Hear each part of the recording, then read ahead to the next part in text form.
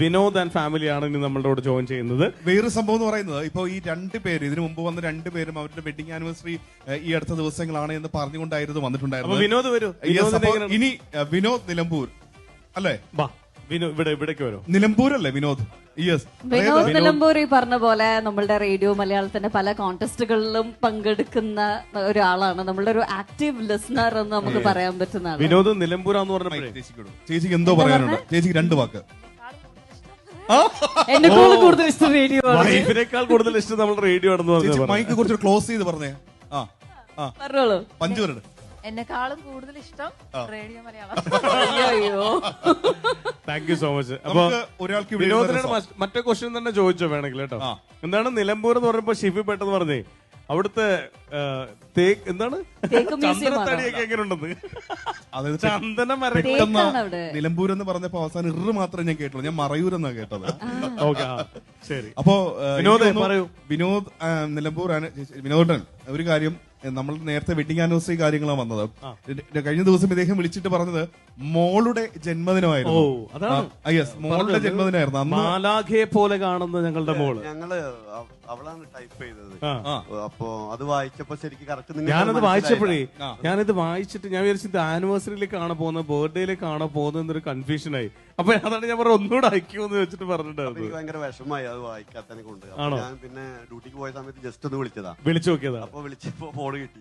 അപ്പൊ ഇയർഫോൺ വെച്ചിട്ടാ വിളിച്ച്. അതെ അതെ, അല്ല ഞാൻ തെറ്റി പോകണ്ടെന്ന് വായിച്ചിട്ട് വെറുതെ തെറ്റി പറയുന്നേക്കാൾ നല്ലതല്ലേ ഒന്നുകൂടെ അയക്കുന്നത്. പറയാത്തതിനോട് ഭയങ്കര വിഷമായി. പിന്നെ അങ്ങനെ ജസ്റ്റ് ഒന്ന് വിളിച്ചതാ.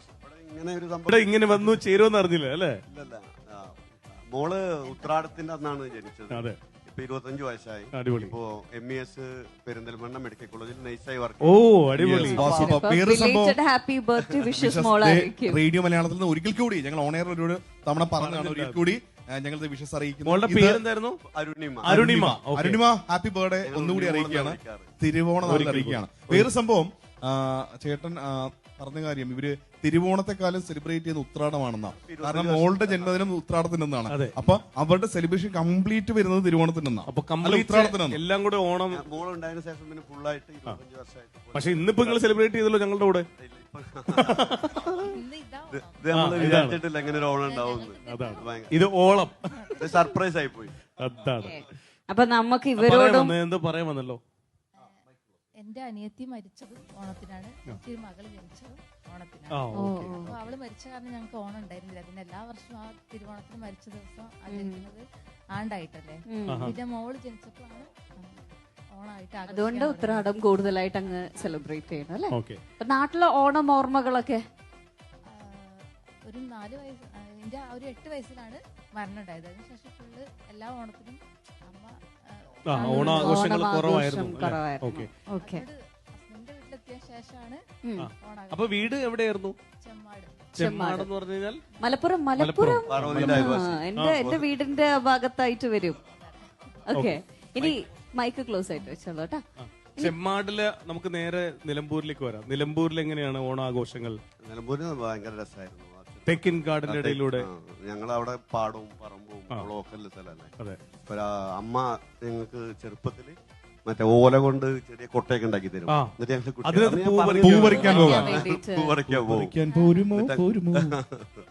അങ്ങനെ ലോണങ്ങൾ എനിക്കറിയാം. ഞാൻ പിന്നെ ഒരു 19 വയസ്സ് കഴിഞ്ഞപ്പോ ഗൾഫിലോട്ട് പോകുന്നു. ഇപ്പൊ 30 വർഷമായിട്ട് ഗൾഫിലാണ്.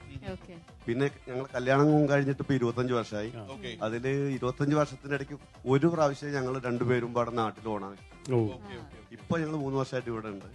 ഇപ്പൊ ഇവിടെ ഒരുമിച്ച് ചെമ്മാട് നിന്ന് നേരെ നിലമ്പൂരേക്ക് പോവാണ്. ഫോട്ടോഗ്രാഫറാണ്. 2 ഫോട്ടോ എടുക്കും. 20 വർഷമായിട്ട് സൗദിയിൽ ഫോട്ടോഗ്രാഫർ ആയിട്ടുണ്ടായിരുന്നു. ഫീൽഡൊക്കെ മാറി ഇവിടെ വന്നു. ചേച്ചിയുടെ എത്ര ഫോട്ടോ എടുത്തിട്ടുണ്ട്? ഒരുപാട് ഫോട്ടോ, ഒരുപാടുണ്ടല്ലോ.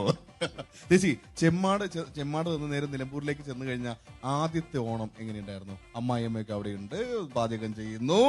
എങ്ങനെ ആ ഒരു ഓർമ്മ? അമ്മ എല്ലാം എന്നോട് ചോദിക്കും. എന്ത് ചെയ്യണമെങ്കിലും അതിനൊക്കെ അഭിപ്രായം ചോദിക്കും.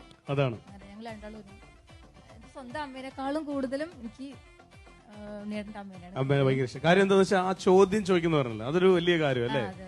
എന്റെ മകളെ പോലെ, മകളെ ഞാൻ ഇത് ചെയ്യട്ടെ, ഇത് ചെയ്യോ, അല്ലെ ഇത് നമുക്ക് ചെയ്താലോ എന്നൊരു ചോദ്യം വരുമ്പോൾ നമുക്ക് നമ്മുടെ അമ്മയെ പോലെ ഫീൽ ചെയ്യും.